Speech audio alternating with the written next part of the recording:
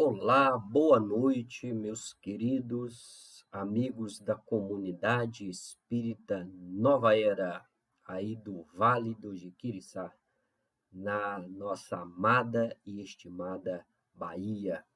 É sempre com muita alegria, com muita satisfação no meu coração, que a gente tem a oportunidade de tecer alguns comentários sobre essa doutrina bendita e consoladora que vem sendo o arrimo das nossas vidas, que nos auxilia, que nos ampara, que nos consola, que nos oferece caminhos diferenciados nesse mundo de provas e expiações. Hoje gostaria de mandar um abraço especial para o nosso companheiro e irmão José Alberto, para o outro companheiro Antonolito, para a Sueli Terezinha, Márcia Consuelo e para o nosso irmão da Rádio Prazeres FM. Um abraço fraterno de todos os companheiros aqui das terras das Minas Gerais, aqui no sul do Brasil. Hoje a tarefa é conversarmos um pouco sobre um tema fundamental, não especificamente, mas também diante das nossas personalidades, da nossa vida atual, mas enquanto espíritos imortais.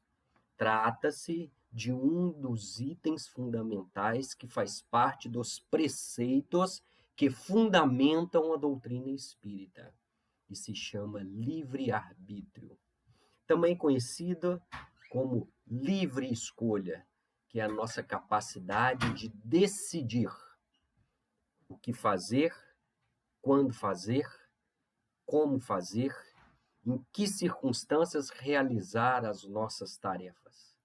Independente de quaisquer circunstâncias, nós sofremos as consequências dos nossos atos.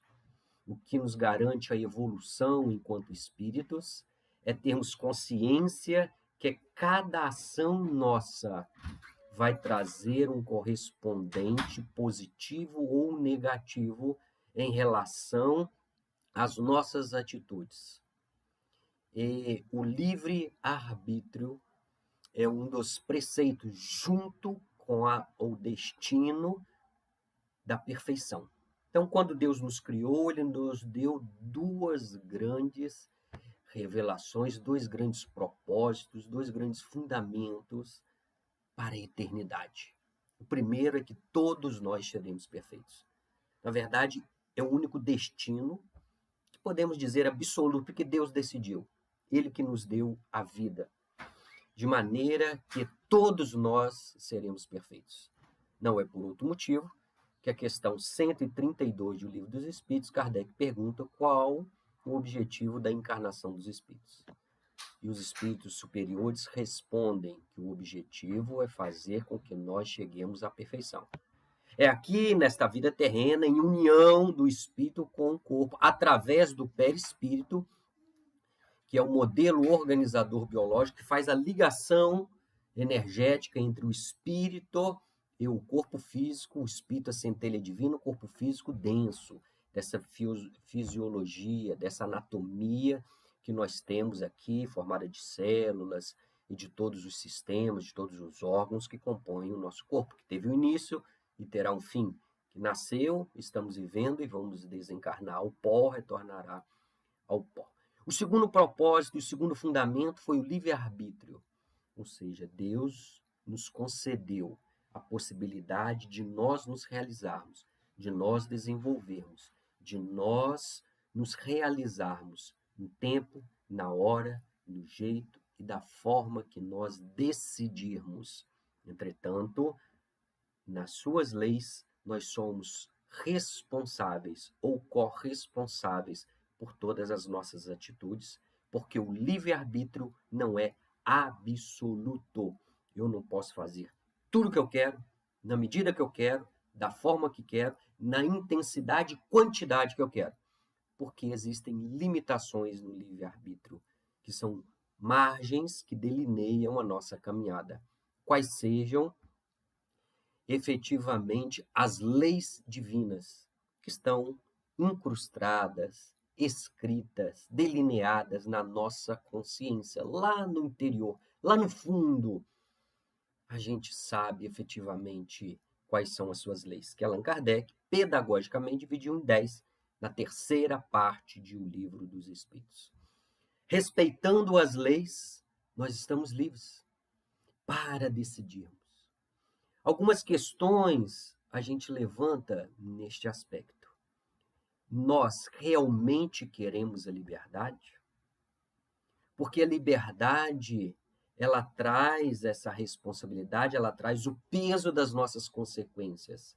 Se agirmos bem, o mérito é nosso. Se agirmos mal, o demérito é nosso. As consequências são nossas. Nós não podemos terceirizar, não podemos dizer que o outro me influenciou. Nós não podemos dizer que a vida não me ofereceu os recursos e ela é responsável, que a natureza me propiciou tal limitação, que a minha genética, fruto dos meus pais, me limitou em determinadas situações. Todos esses argumentos são falaciosos e não têm fundamento, não têm validade, na medida em que entendemos que a liberdade é esta capacidade de livre escolha. Mas ela não é total, porque muitas vezes nós não queremos efetivamente pelo peso em que ela carrega. Por isso nós buscamos os conselhos. Por isso é importante a fraternidade universal, que faz com que aquele irmão mais experienciado, mais vivido, venha nos trazer, nos oferecer caminhos, mostrar direcionamentos e dizer: por aqui tem esses e esses desafios. Por aqui o caminho é mais fácil, é mais árido, já está mais desbastado, já está mais retilíneo, muito mais tranquilo de fazer. Entretanto, o caminhar, o experienciar, nós jamais poderemos transferir.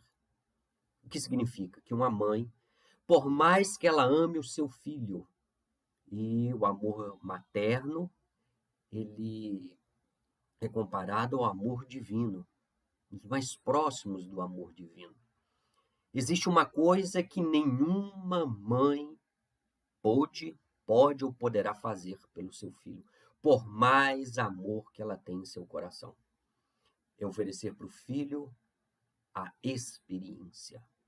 Ela consola, ela ampara, ela protege, ela auxilia, ela aconselha, mas ela não pode caminhar pelos passos do filho.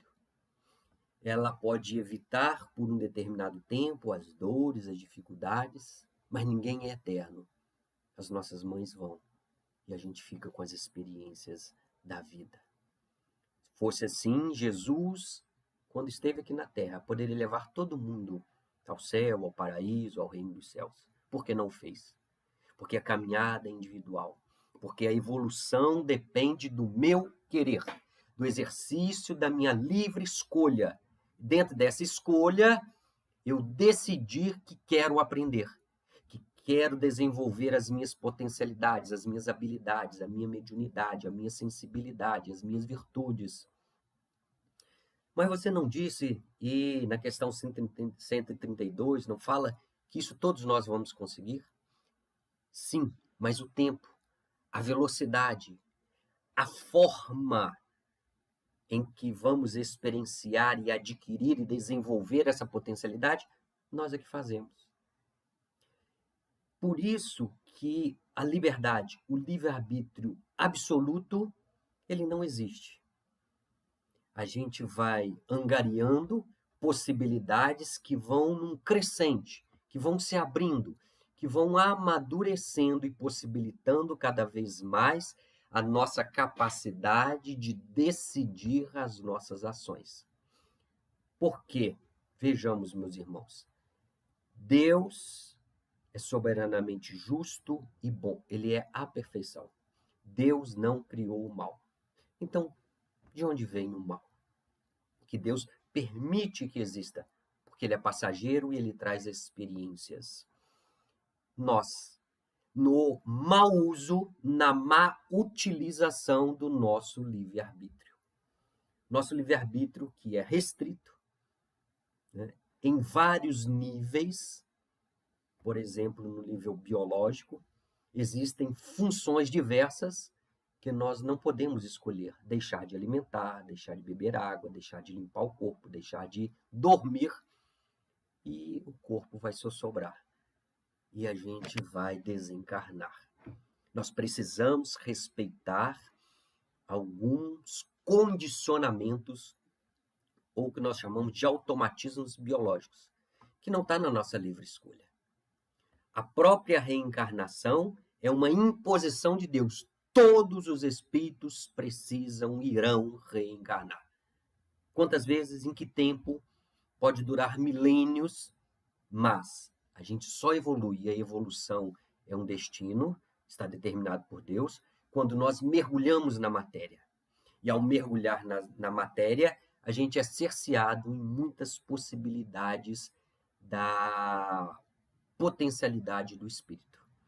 Como, por exemplo, essas limitações biológicas que todos nós passamos. A suscetibilidade do corpo físico às doenças, que embora busquemos a saúde plena, a boa alimentação, o exercício, o descanso e uma espiritualidade, nós estamos sujeitos a doenças, a gripes, a dengues, a viroses que permeiam o nosso ambiente. E aí a gente aprende com todas essas possibilidades. E na medida em que vamos crescendo em maturidade, em consciência, em compreensão do que estamos fazendo aqui, de onde que a gente veio, para quê, qual o objetivo de estar na vida, e vislumbrar para onde nós iremos. Quem é que determina onde nós vamos estar? Com que corações, com quais corações iremos encontrar? Quais atividades nós vamos desenvolver? Livre escolha nossa, que está vinculado àquilo que nós chamamos hábito. Hábito são ações que a gente repete e, de tanto repetir, nós incorporamos o nosso modo de ser. Não na essência do espírito, porque o espírito é centelha, é luz, é potencial. Mas no nosso perispírito e na nossa personalidade, na nossa consciência atual. E aí a gente vai, então, adquirindo determinados hábitos, e nem todos os hábitos são positivos. Por isso que na nossa má utilização, no nosso egoísmo, no querer para nós, no prejudicar o próximo, a gente afeta a lei divina e então o mal nasce. Deus não criou, mas nós, pela má utilização das escolhas equivocadas. E uma coisa importante, não é questão de julgamento, está certo, está errado, eu poderia, eu deveria. Bem, tudo que é passado não nos importa muito, porque nós não podemos voltar ao passado. Mas, efetivamente, entender, independente do que eu fiz ontem, hoje eu decido. Decido olhar face a face a minha consciência, olhar as minhas limitações, jogar luz no meu interior, no meu inconsciente, nas minhas sombras, nos meus fantasmas. As simbologias são várias. Mas decidir efetivamente, como disse Jesus, colocar a mão na charrua e não olharmos para trás. Ouvir o convite de Jesus. Vem trabalhar comigo na minha vinha. Ainda que sejamos trabalhadores da última hora, embora tenhamos perdido muitas oportunidades, mas conscientes de que elas também jamais acabarão. Isso é uma simbologia, isso é uma analogia, isso é uma parábola de Jesus. Somos da última hora, mas a eternidade não acaba. É o regime de urgência, é o grau de maturidade, de conhecimento, de revelações que os espíritos superiores já nos ofereceram, da gente compreender a vida. E se nós, como disse Paulo, quando era criança, brincava como criança, entendia como criança. Depois que amadureci, larguei as coisas de criança.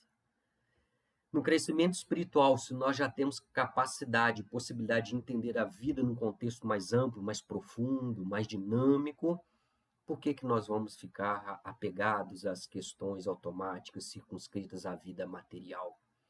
Por isso que somos trabalhadores da última hora. Já temos maturidade suficiente para compreender os ensinamentos de Jesus. Como disse para os discípulos, para todos eu falo em parábolas. Entretanto, para vós, e nós somos condiscípulos de Jesus, ele revela a verdade, porque nós temos capacidade e maturidade. E a doutrina espírita é a chave através da qual tudo se explica com facilidade, onde se abrem as oportunidades da compreensão dos ensinamentos de Jesus há mais de 2000 anos. E assim nós vamos galgando as nossas experiências, vamos abrindo leque, vamos deixando de ser criança, vamos assimilando a nossa responsabilidade, vamos despertando a nossa razão, racionalidade, pensamento, lógica e desenvolvimento da nossa moral. O que diz o Livro dos Espíritos? O que é moral? É a arte de se conduzir bem. Quer dizer, a distinção entre bem e mal. O que é distinção? É você separar o que é uma coisa e o que é outra, o joio do trigo, o bode das ovelhas, o bem do mal. Eu faço isso através da razão. A razão é fruto da análise. A análise tem suas bases na observação, não no julgamento. Essa palavra não, mas na observação do que eu faço e tem um retorno positivo nos meus sentimentos. Do que eu faço e aquilo traz uma sombra de tristeza, de angústia, de arrependimento, do que eu deveria e poderia agir de maneira diferente. Então, essas possibilidades vão crescendo em nossas vidas e vão abrindo leques, e aí o nosso livre-arbítrio, embora não absoluto, ele vai ganhando flancos, ele vai ganhando estruturas diferenciadas. E, recorrendo, então, ao Livro dos Espíritos, na questão 843, o que os espíritos superiores nos dizem? Abre aspas. O homem tem a liberdade de pensar. Pensamento é livre. Embora, quando nós vamos estudar e vamos analisar a nossa vida, a gente vai percebendo que existem as influências de outras energias, de outros espíritos, como nos ensina Emmanuel no livro Pensamento e Vida.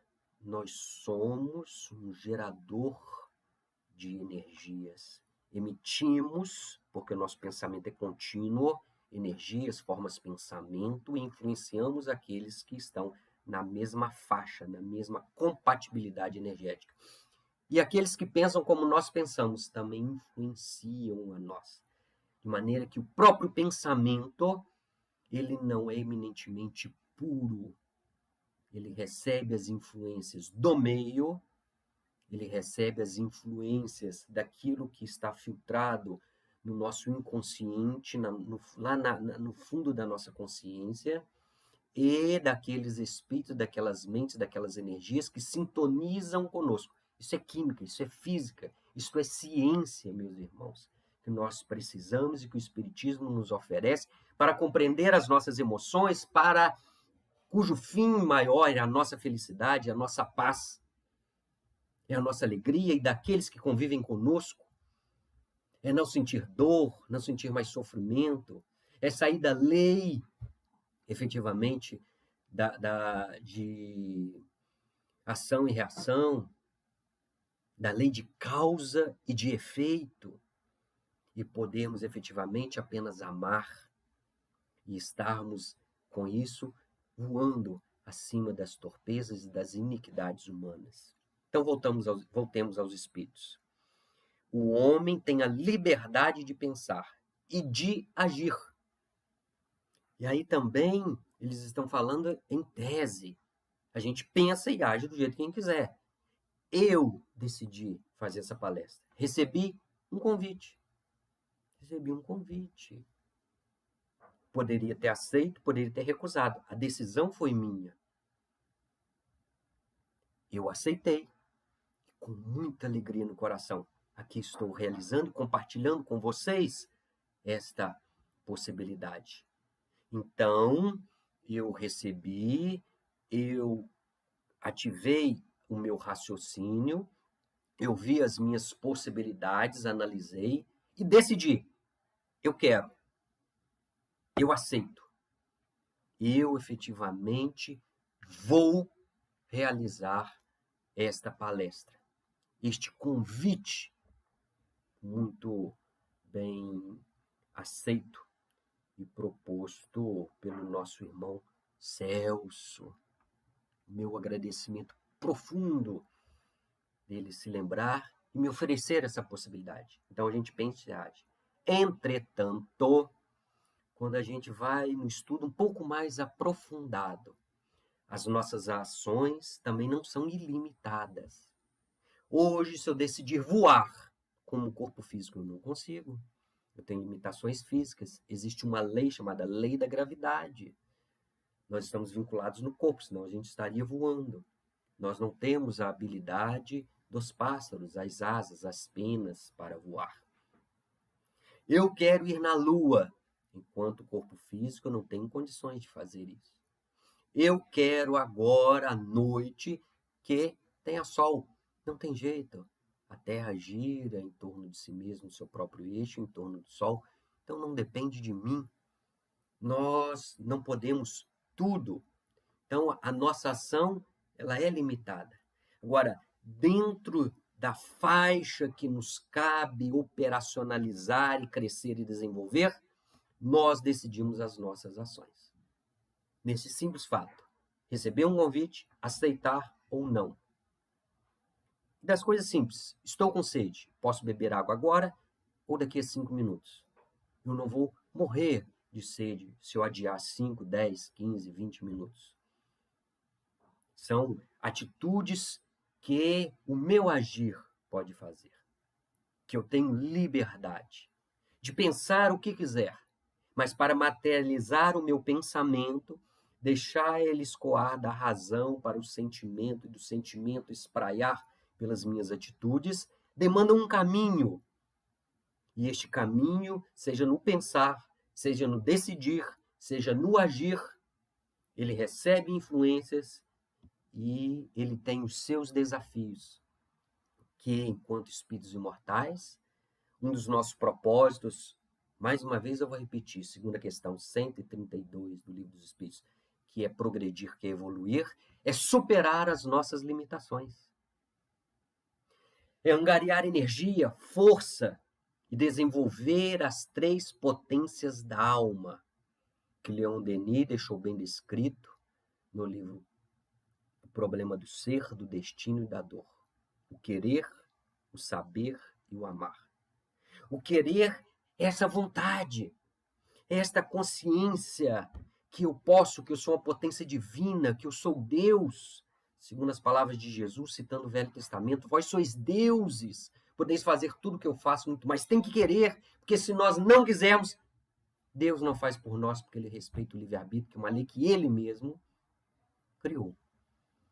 De maneira que a segunda etapa é o saber, é o desenvolver a razão.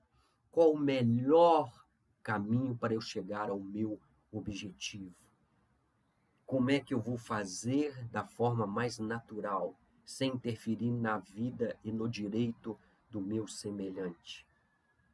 Como que eu vou angariar simpatias para receber auxílio, para permanecer na minha caminhada? Muitas vezes nós desistimos porque na nossa imaturidade a gente desanima ao primeiro esforço, ao primeiro embate. Mas toda luta, toda subida ao monte demanda esforços, demanda perseverança, demanda persistência. Então, acima do querer e do saber, a gente tem a última grande energia, amar. Deus é amor, o amor é a lei divina, o amor é que sustenta as nossas almas. Nós somos o próprio amor em potencial, com o objetivo de nos desenvolvermos, meus queridos irmãos. Então, voltemos aos espíritos. Sem o livre-arbítrio, ele seria a máquina. Ele quem? O espírito, nós. O que é a máquina? É aquela que está pré-determinada, assim como o computador que eu liguei, está na energia elétrica, está ligado à internet. Então, ele me oferece algumas possibilidades. Se eu tirar a energia ou se eu apertar o botão de desliga, a máquina para de funcionar. Ela não decide. Se eu quero desligar, ela fala, não, não me desligue. Se eu aperto o botão desligar, ela continua funcionando. Não, não continua. Isto é uma máquina. Ela não tem poder de decisão, ela não tem livre-arbítrio, ela não tem escolha, ela apenas cumpre aquilo que ela foi programada para realizar. Nós estamos além disso. Na verdade, nós somos um intermediário, porque, como eu disse no caso biológico, existem alguns automatismos que a gente não pode deixar de cumprir. Isso a nível físico, isso a nível moral, isso a nível emocional. A nossa infância, as nossas bases emocionais determinam muitas das sensações e das emoções que nós temos hoje na vida adulta.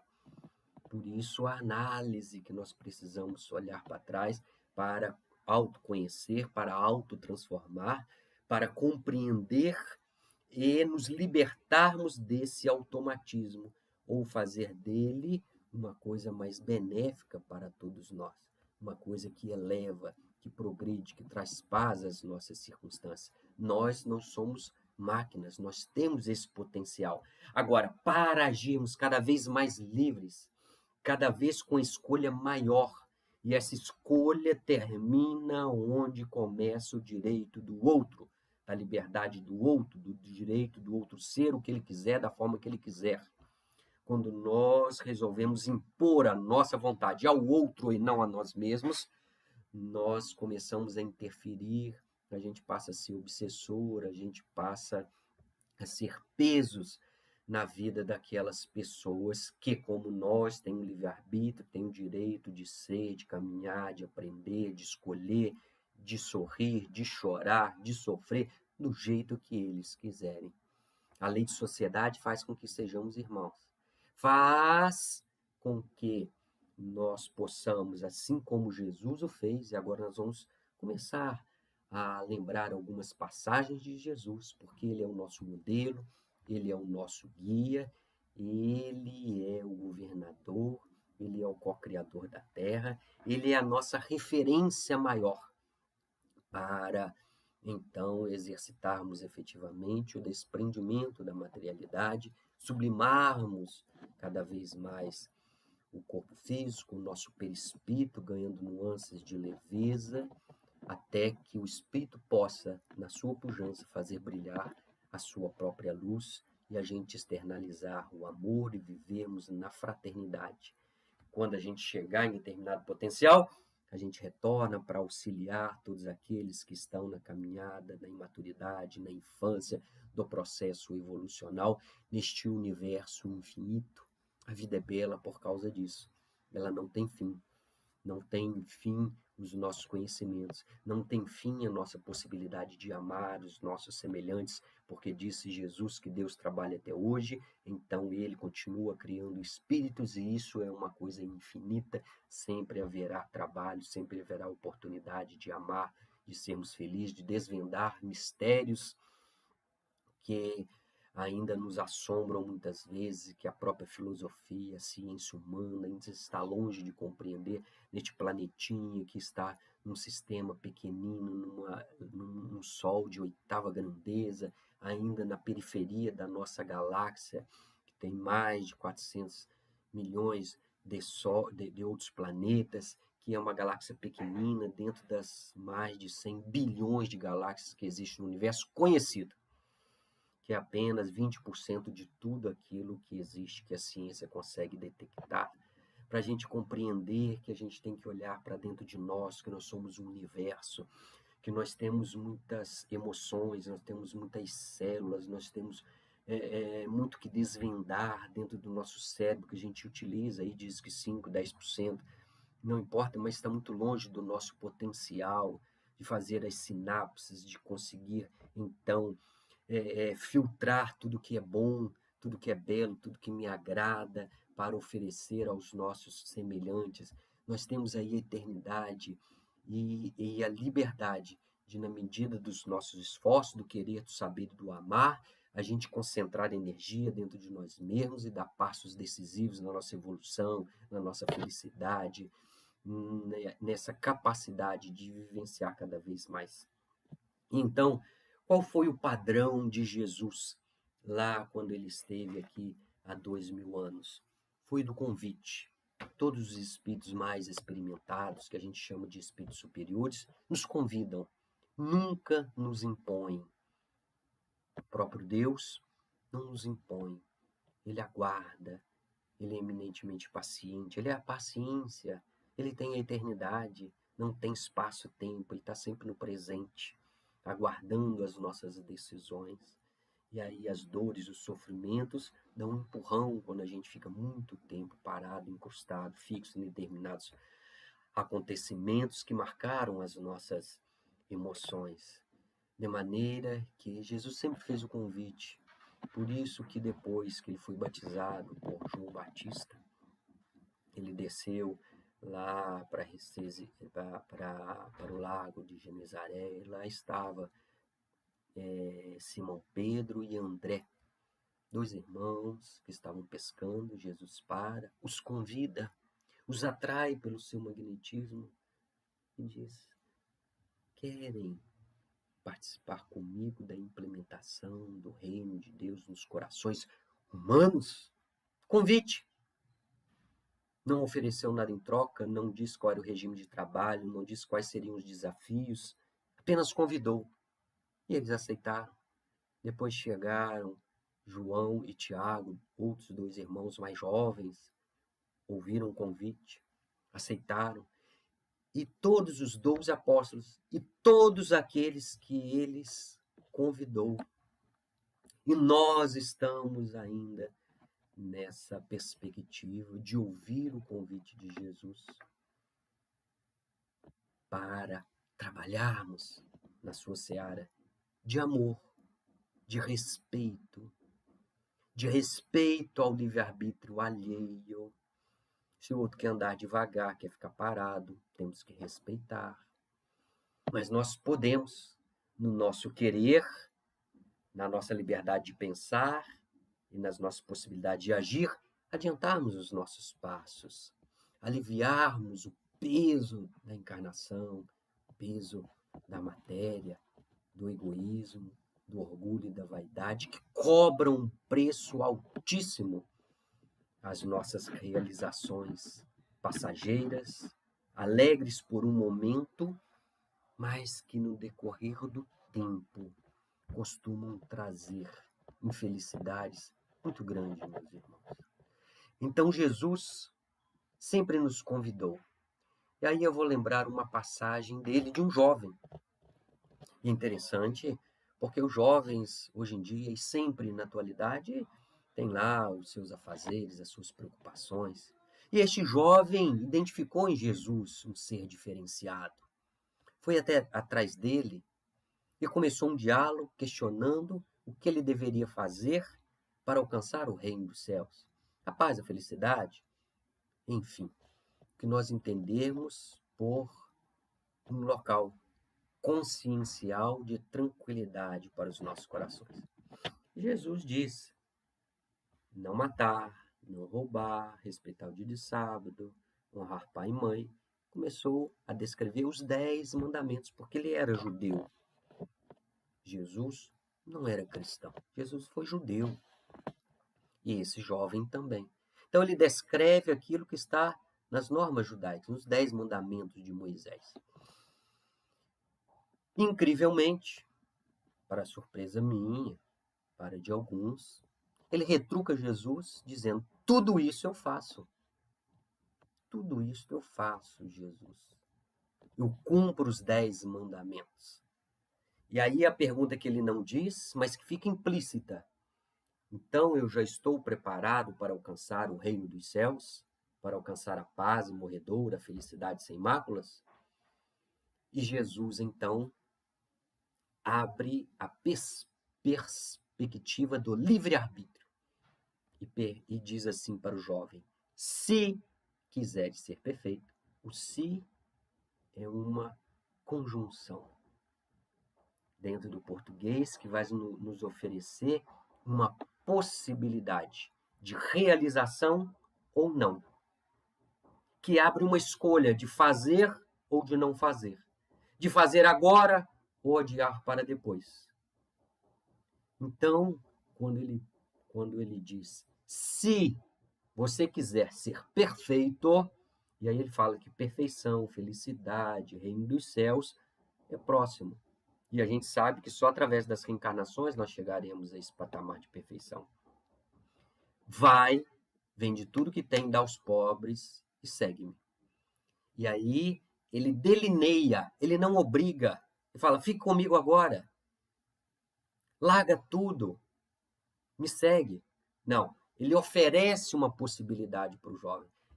Jesus nos oferece uma possibilidade. Você quer ser perfeito? Porque eu já vou no centro, eu tomo passe, eu participo da reunião mediúnica, participo da reunião pública, eu participo da distribuição de farnéis, eu ajudo na limpeza do centro, eu ajudo na manutenção do centro, eu faço palestra, eu dou passe, eu faço atendimento fraterno, eu faço tudo. 3, 4, 5 vezes por semana, não tenho tempo para mim. Eu já alcancei, eu cumpri toda a tarefa. Jesus fala, se a gente quer ser perfeito, a gente tem que olhar para nós, ver qual é o nosso tendão de Aquiles, qual é aquele sentimento que a gente precisa superar. No caso do jovem, era a riqueza material. E aí podemos analisar para nós. Nós já estamos livres das riquezas materiais. Estar livre não é fazer como Francisco de Assis, que é uma opção dele, de abrir mão de tudo que é material. A questão hoje é que nós somos possuídos pelos bens materiais, nós somos possuidores dos bens materiais.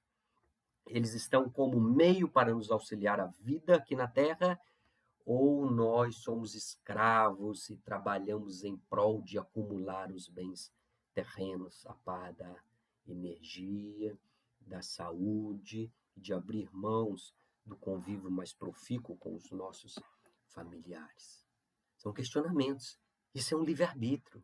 Isto é escolha, meus irmãos, que depende de cada um de nós, que existem as nossas peculiaridades, que nós precisamos olhar para dentro de nós, que nós precisamos ouvir a voz da consciência, onde estão escritas as leis divinas, porque ela vai nos oferecer o roteiro.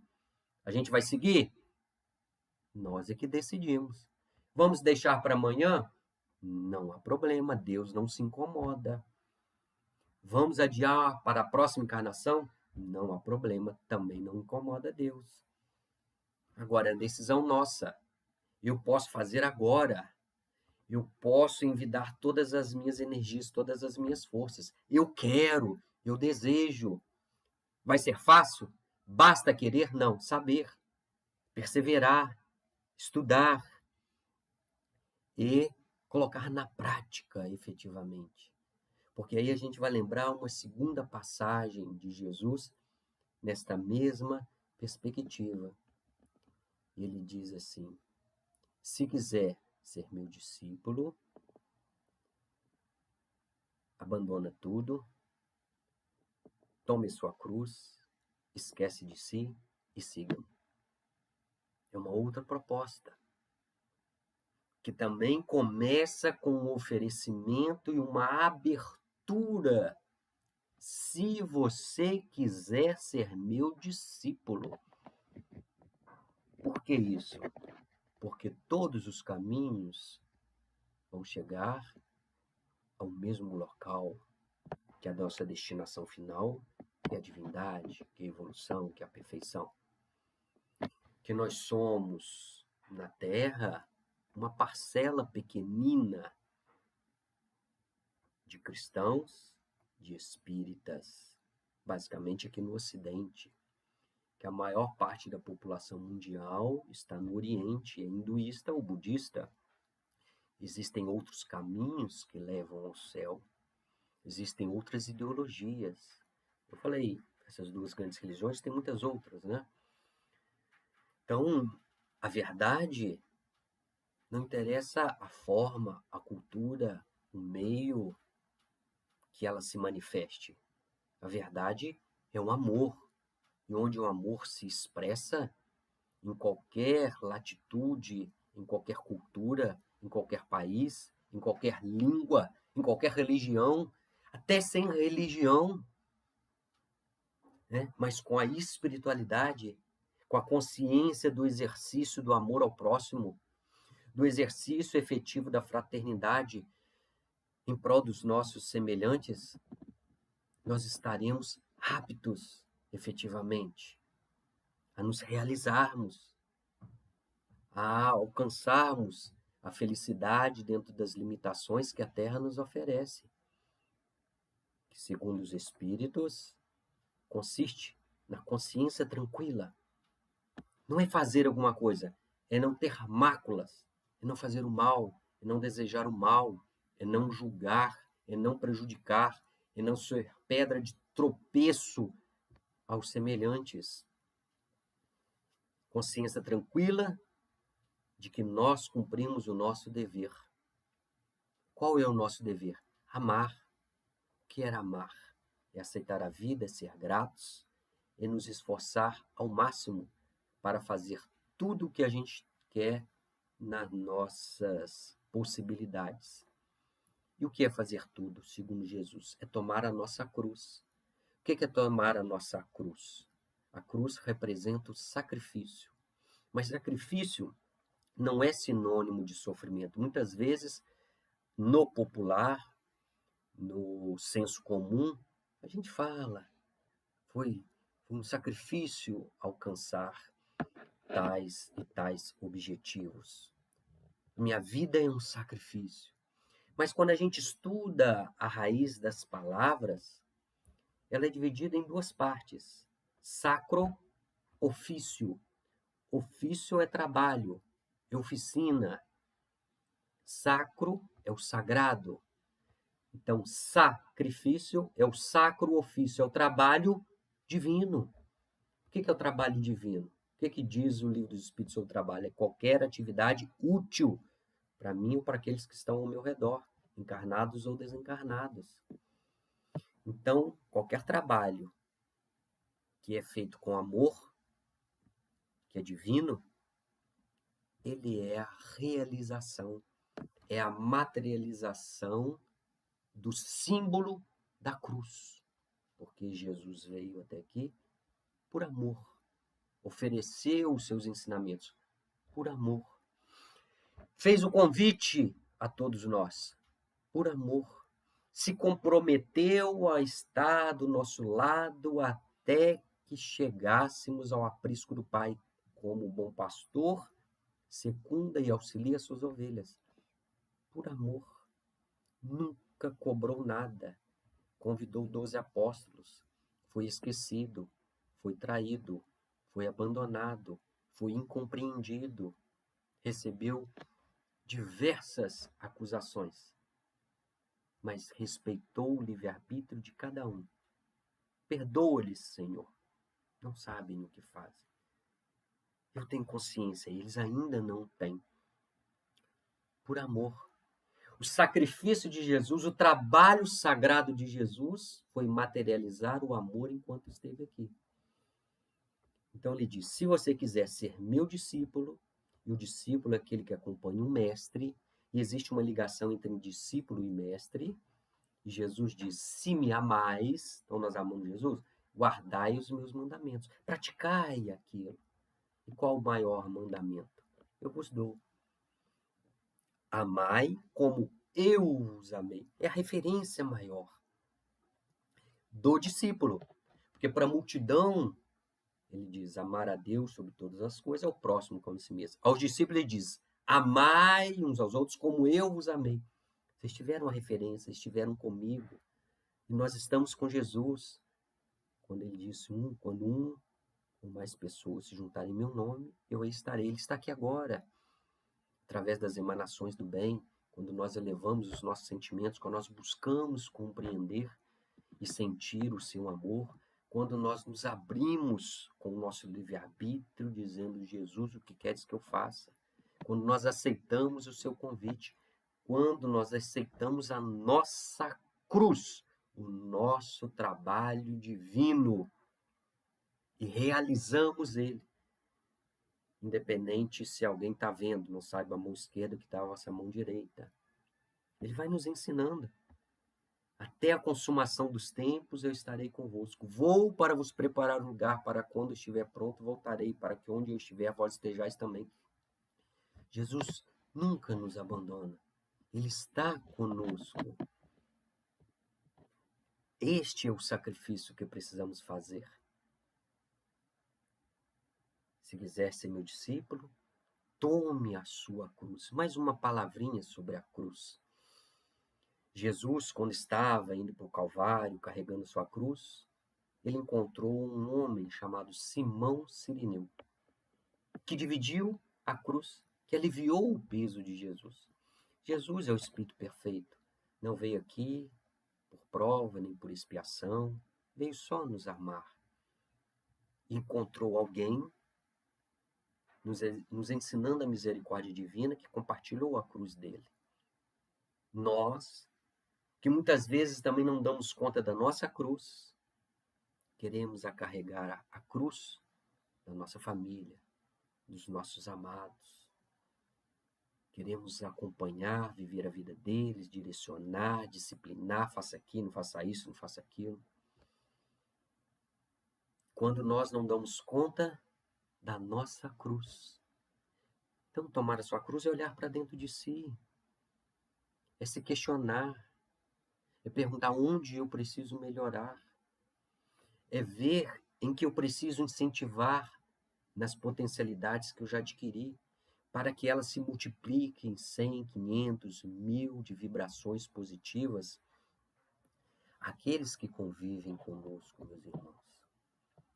Isso é assumir a nossa cruz. Esquecer de si.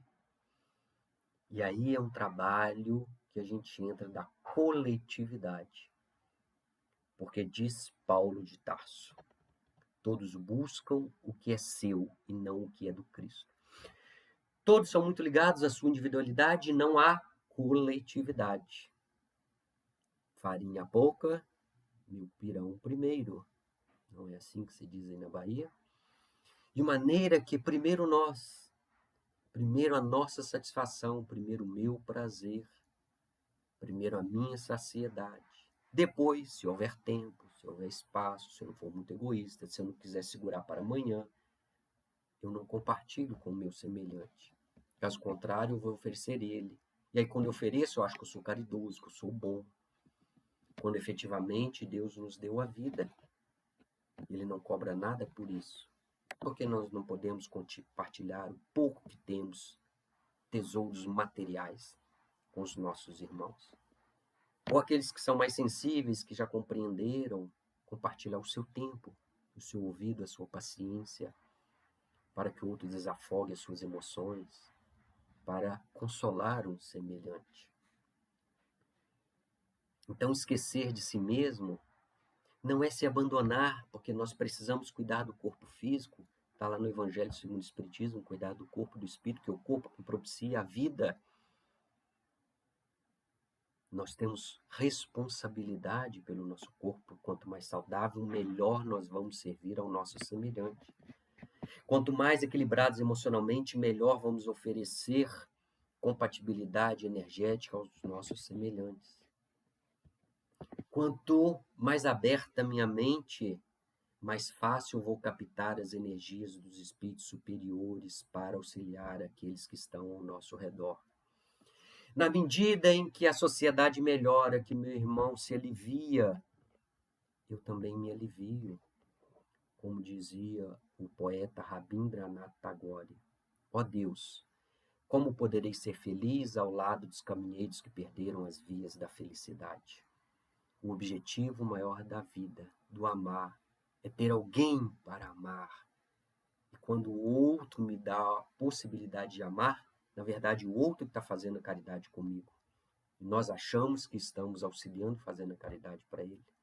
Mas, em última instância, mutuamente nos ajudamos. E esta é a lei da fraternidade universal.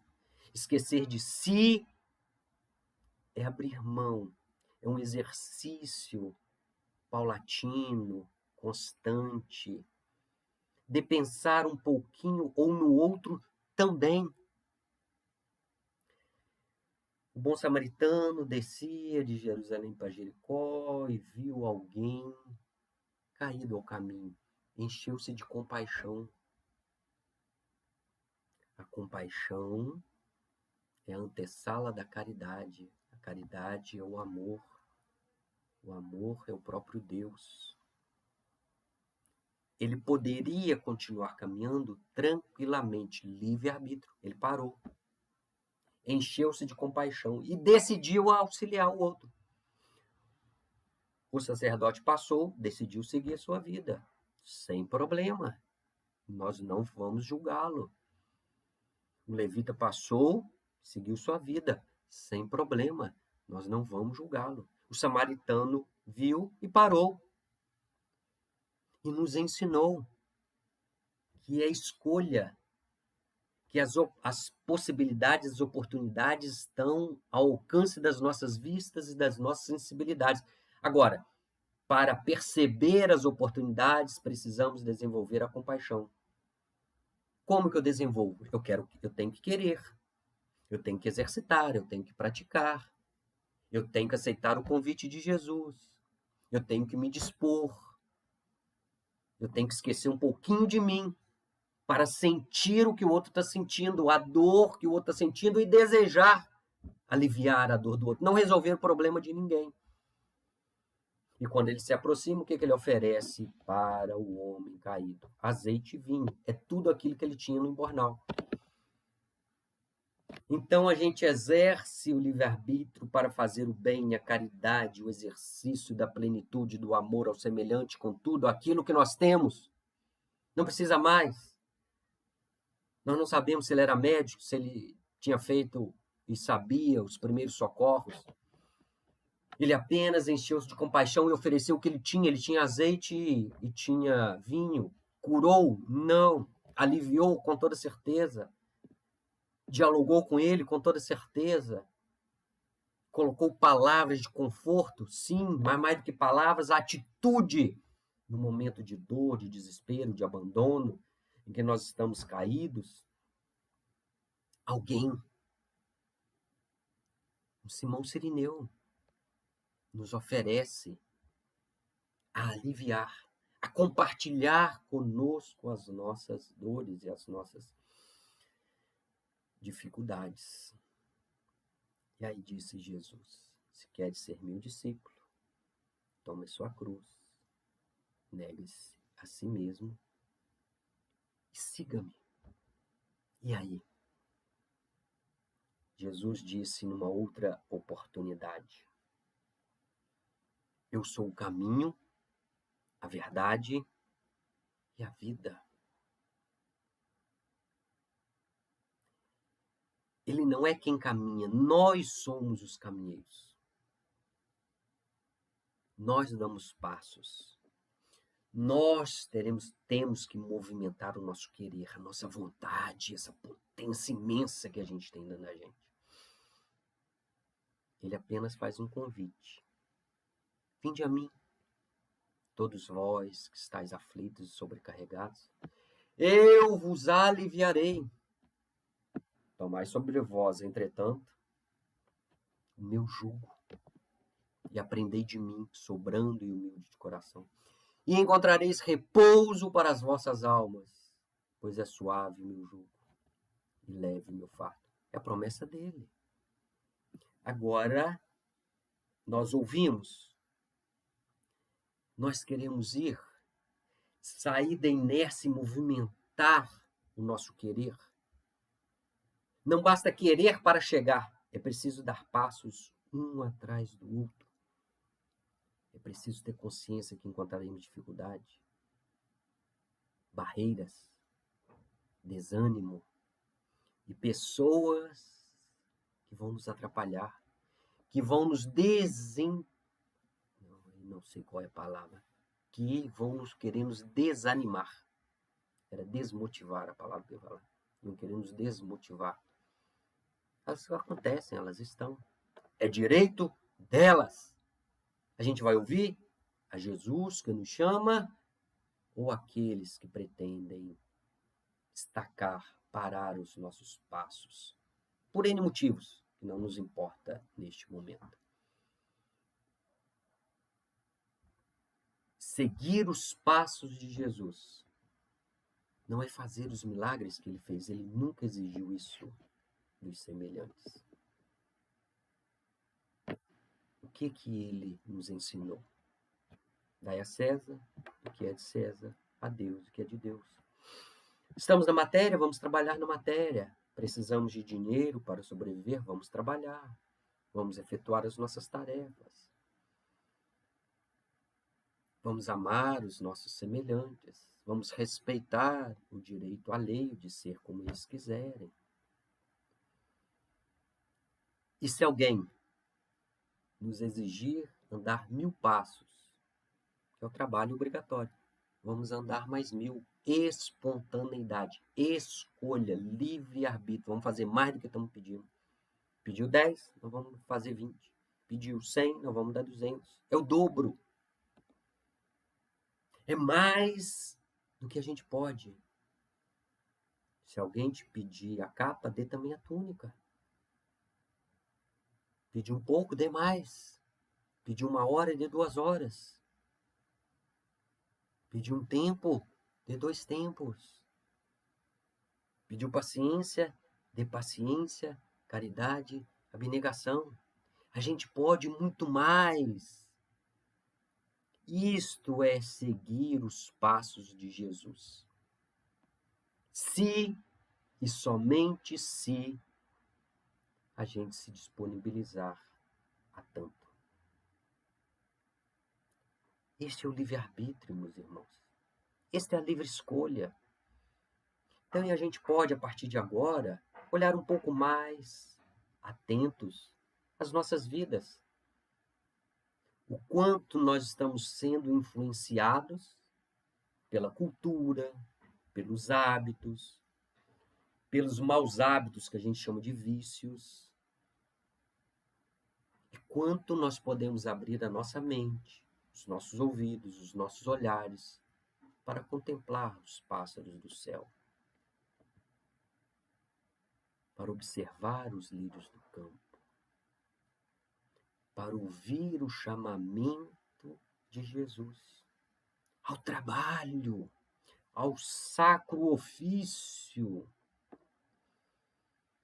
Quando nós trabalhamos com Jesus, ele atestou: o seu fardo é suave, o seu jugo é leve, não vai nos pesar.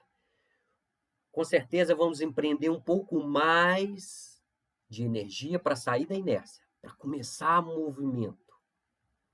Depois que movimentarmos, começarmos a bater as asas aos céus, acima das iniquidades humanas, e oferecendo a Jesus as palavras de Paulo: que queres que eu faça, meu Senhor?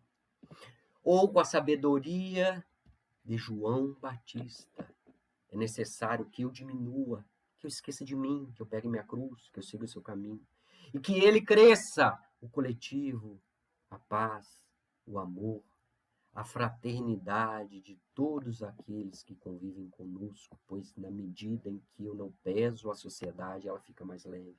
Na medida em que eu auxilio a carregar e aliviar o peso da sociedade, a sociedade agradece, fica mais feliz, ela ficando mais feliz, eu recebo em contrapartida as energias positivas do bem, do belo, da compreensão, da integração a Jesus, ao cristianismo, à cristandade, ao amor pleno, à plenitude de tudo aquilo que Jesus nos oferece. Meus queridos irmãos, agradeço, e que possamos ter olhos de ver e ouvidos para ouvir o convite de Jesus.